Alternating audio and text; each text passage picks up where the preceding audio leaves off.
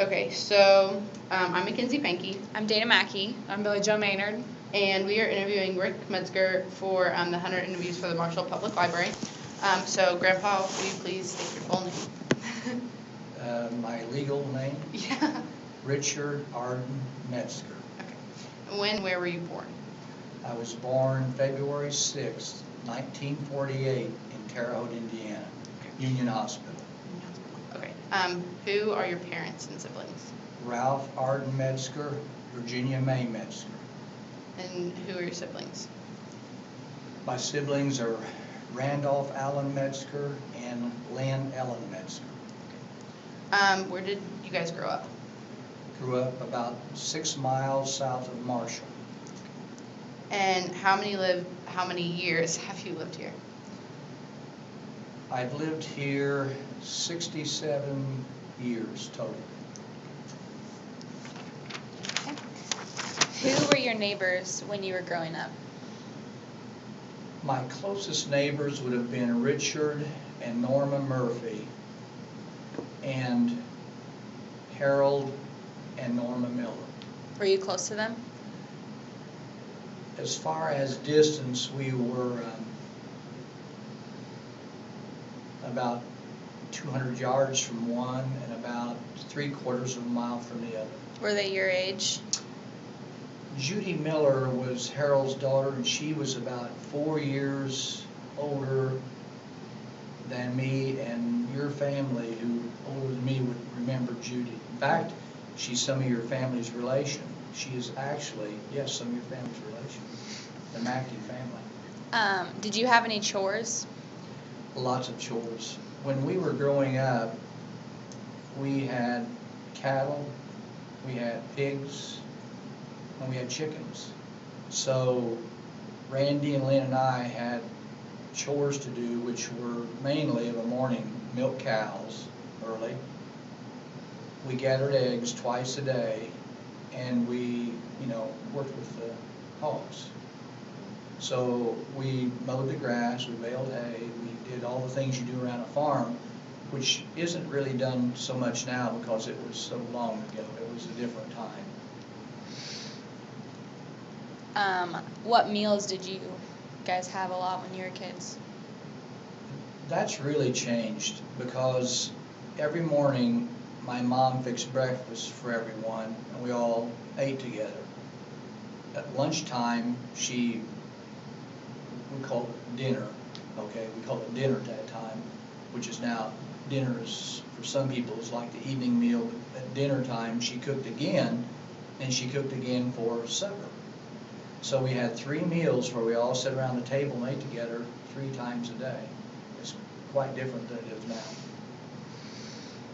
now. What kind of things did you and your family enjoy together? Well, the thing that we really enjoyed and we looked forward to the most was going to the Gordon Junction, which is down towards Robinson, and there was a drive-in theater there where you drove in and you had the speakers, you set them on your window, and you watched a movie from your car. So that was something we really looked forward to.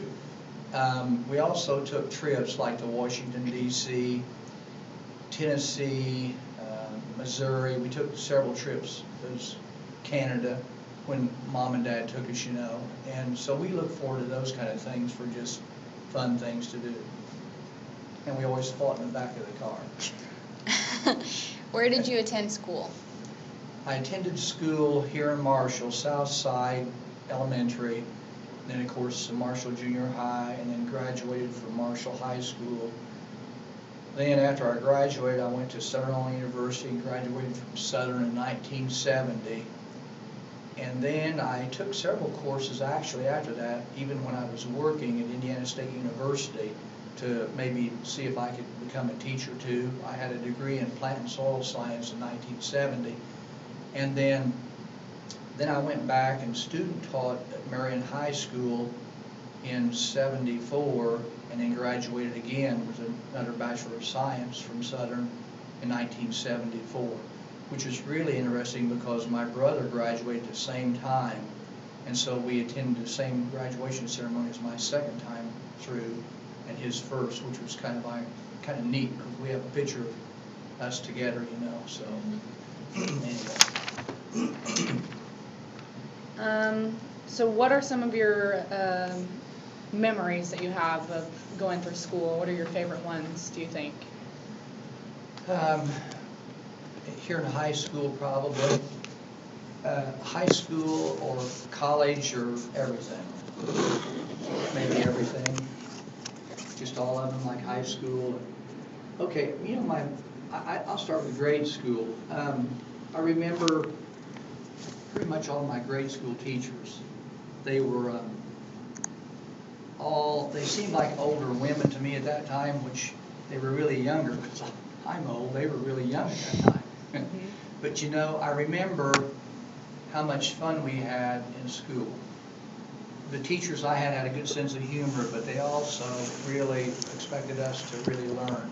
So I have fond memories of that. And my first girlfriend was in the 4th grade. I fell madly in love with her, and we just sent notes back and forth all the time. In fact, our parents got worried because our love letters were serious. And her parents and my parents started talking to each other about, this is pretty young, 4th grade. And of course that kind of died out in time. And it died out in time pretty quick, actually, after a year. But anyway, I remember when I got in high school, I remember I dated, and you probably don't know these people, but it was a Ely girl. I mean, the Elys are, I think one of them has a vet service out here. But I dated a Ely girl, and she followed me to Southern. And we were down there together, and everybody thought we'd get married, but we didn't. That's where I met Yeah, is that Jill. where you met your wife? Yeah, she was, and that was interesting because, you know, I worked in a True Blood cafeteria where we fed 3,000 kids for 3 meals a day, and I worked down there. I was what they call a food runner. I ran food to girls on a line. The girls served food, and I ran to the girls on the line and ran the food to them. One morning, I remember sitting there and looking down at the table. Emotional. I saw this girl that was really, her smile just like knocked me off my feet. But anyway, it was Jill. So it was a kind of love at first sight type of thing? For me. Not for her. I mean, the first date we had, I finally got brave enough to ask her out for a date, and she said she would go with me. And so we went to the student union at Southern, and we went bowling. And I mean, you got to realize this is way back in the 60s, okay? And I tried, and the first date, I thought I'm going to try to make out with her. And so I tried to make out with her, and there to the student center, and she said, what are you doing? And I said, I want to kiss. She said, we're done, let's go. And she told me when we got back, I never want to see you again. And so it broke my heart. I thought, that was stupid of me to try to kiss a girl on the first date. I mean, now I'm sure it's, but back then it wasn't. You just didn't do that. And then, so anyway, she came up to me one Sunday afternoon. I still remember this. I was in charge of cleaning up all the big pots we had to cook food in. We had a huge mashed potato pot. It was huge. I mean, we're talking, probably 3 feet high, 4 feet across, and they had big mixers. And so I was cleaning that, and she came up and said, look, I mean, I hadn't talked to her for so long because it was just embarrassing, everything was. She came up to me and said, hey, I'm going to the library to study this afternoon. Do you want to go with me to study? And that was her fatal mistake. I did study. And so that was kind of the end of that story. So it took off, and, that's a big memory for me because it was such a big deal to look down and think, wow, I mean, when you see pictures of her back 40 years ago, it's like, wow. She's She had beautiful we're long both hair. older, and I've aged, and she has, so that's the way life goes. But yeah, that was a memorable thing for me. A lot of other memories too, but that kind of stands out, I guess, because that day that I looked at her and saw her smile, I thought, she's really, wow. And that was so fun. And then the rest is history then. The rest is history. I was gonna say. Sorry I took so long on that story. No, It's fine. It's fine. So what kind of career did you go into starting out at first? I actually worked in a laboratory at Commercial Solvents, which is now gone. It's been gone for several years. I was in research and development. It really tagged right along with my degree, my first degree, which was plant and soil science, because they made implants for beef cattle. They had antibiotics for swine and things. So it's agriculture. And then I went into research and development there, which was really nice. Worked with some doctors and stuff. These were really intelligent people. I was just kind of, a lab technician. But these guys were super guys, and I always remember that job because it was a fun job. But it was there that I decided maybe I want to go into teaching, and that's when Commercial Solvents said, if you want to, teach, we'll let you go to classes in the state in the afternoon, which was very nice, knowing I was going to leave the company eventually and still work there. So that was my first job, mainly laboratory, technician, and then, of course, after that I taught 7 years at Hudsonville. And then, I take that back, after that, after Commercial Solvents and my student teaching in Marion, Illinois, and graduating in '74, ag education, then I went to Lovington, Illinois, which is up close to Arthur, Arcola, and Decatur. So I taught up there 1 year, and then came back into banking, and that's where I've been ever since, in banking. Mm-hmm. So. So did that job lead you into teaching, or did you have any other outside forces that made you kind of? You know what, that's a good question, because when I was at Commercial Solvents, a lot of the older guys there, which are younger than me now, they were older then, it seemed like they were old, they kept saying they'd been there all their lives, because at that time in our lives, back in the 50s, 40s, 50s, and 60s, most people took a job and they stayed with that job till they retired. Now it doesn't. Now you may change jobs 8 or 12 times, who knows. But the guys in the plant who were older kept telling me, you have a degree. You need to get out of here. Someday this plant will close. And, I thought these guys they probably know what they're talking about, but I enjoyed my job. The good thing about that was they were right. That plant closed after I left and continued on through life and teaching. That plant closed about, I think, 7 to 10 years later, and a lot of guys were misplaced and couldn't find jobs because they were too old just to go into another industry like that. Eli Lilly, Marathon, and some of these other companies weren't going to take, at that time, probably older guys who were, close to retirement. They wanted young people coming out of college, which makes sense. Mm-hmm. So. Were you passionate about teaching? Did you really enjoy it? I loved it. What was your favorite part, do you think? Is there even a favorite part? Yeah, students. Students? Yeah, I'll tell you why. The students I had were so self-motivated that it was unreal. It was when I look back on my whole life, banking, from the time I graduated, excuse me, teaching was my favorite job, and it was very rewarding. I really had great students. We won several awards, state awards, and we went to the Assembly Hall in Champaign 3 different times, and the students were awarded, it was called BOAC at that time. I don't know if they even have it now, but it was Beautifying America and things like that. We won several awards, but the students worked hard to earn that award. So we were honored on the stage at the Assembly Hall in Champaign. And like out of all the chapters in Illinois at that time, which were quite a few more chapters than there are now, there were only 25 that were selected. We won it 3 years. Mm-hmm. And I really don't take credit for that. I was their ag instructor, but I had students who just were always pushing harder on the things they did. We had a paint shop there. We painted tractors. Springer International Equipment out of Sullivan, we assembled equipment for them in the shop. We built our own welding stations, and we arc welded and oxy-acetylene, had torches. We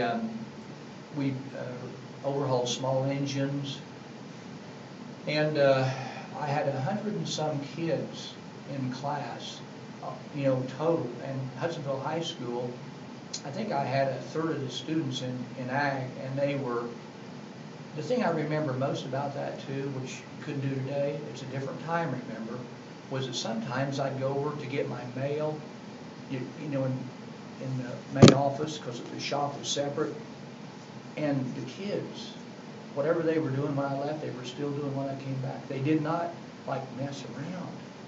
As they were painting, they were still painting. I mean, I was only gone 5 minutes maybe. Your teacher could not do that today for a lot of reasons, for liability reasons, for all kinds of reasons. And then it was acceptable, and I never had to worry when I went over to get my mail about somebody getting hurt or something else, or somebody getting into it or a fight. I never had to worry about any of that. And to this day, when I see those students, I tell them how much I appreciate them, because they were a really important part of my life. I've always been happy when I hear that some of them have been successful. Didn't you have Andy Schonk, a teacher here? Yeah, Andrew Schonk was a very good student. Wow. He was one of my brighter students. He was probably the smartest student I had. This is a memorable thing. If we've had time, I got to explain this. I was prom sponsor, okay? Crazy, and prom sponsor. And so they relied on the ag students to do something special for prom. Andrew led this whole idea, but what we did was, the first year we did it, we had shale rock. You know what shale rock is? It's kind of shale rock in the creek and stuff. It's heavy rock. We made a creek with shale rock in the gym down there, had running water. It was running water like a stream. I mean, it was big, and we built a bridge that went over the stream, so that when the prom couples came in, they took their pictures there, and then the water was always running, and you could hear it like coming over the shale rock, and it circulated. We had it all hid, but it looked like a real creek in the woods in the gym. The second year we got braver. Kind of goofed on this one, but we got brave. We said, let's do a waterfall. So we actually had a waterfall where the water came over the top. It was about 8 to 9 feet high. The water came over the top. We had a reservoir, which everything was hidden, so it looked like a real waterfall. But what happened was that night, when everybody was going up to decide, I would go ahead and, kind of clean up myself, because the kids, students were out in the day. So anyway, when I started to take up the plastic on the floor, we realized we'd had a leak in some of the plastic, and so some of the gym floor had been discolored just that night. I was terrified. School was okay with it. They said it'd be okay, but it really bothered me, because we had discoloration, where water stood on the wood floor. But anyway, that was a big thing down there. And Andrew was definitely extremely he was really the lead on those projects, okay? So yeah, I think he's talked about that in some of our classes, about doing that. So Unreal. he still remembers that. yeah, we had a lot of fun. Yeah. We really had a lot of fun. It was some of the best times of my life, as far as looking back and thinking, gosh, and the other thing is we were way ahead of our time too. We had a lot of girls in ag. Most chapters didn't have girls in ag. We did. We had a lot of girls in ag, and they were into it. We built bleachers for the ball diamond down there, things like that. We did have one big goof down there, big goof. The president of the bag that time, he and I were good friends, and he wanted to build marlin cages to keep the mosquito population down along the river. And so we built birdhouses, but we didn't know they had to be built a certain way so marlins would, nest in there and kill them, catch the mosquitoes along the river down there. We didn't know that, so we built the birdhouses and put them up, and he paid us for them. But what happened was sparrows nested in there because marlins only nest. It has to be constructed a certain way for marlins to actually, use the birdhouses. And so we just built a bunch of sparrow houses.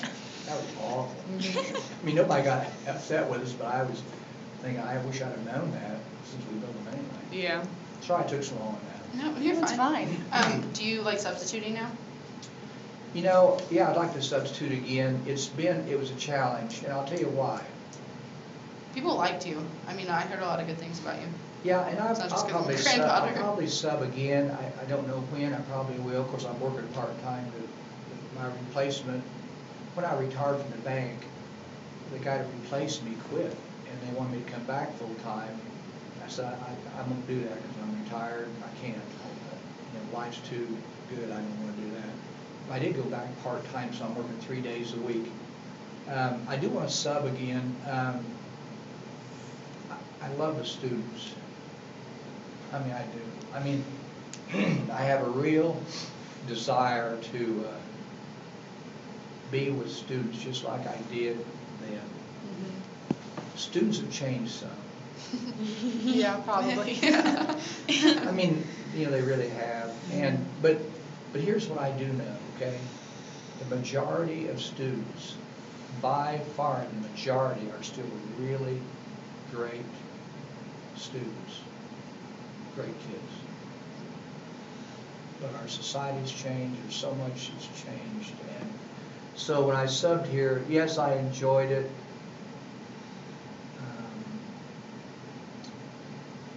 And I'll do it again.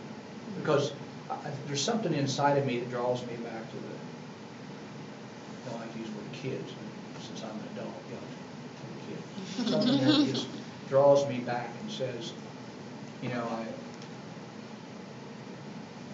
I just think everybody needs guidance. I needed guidance.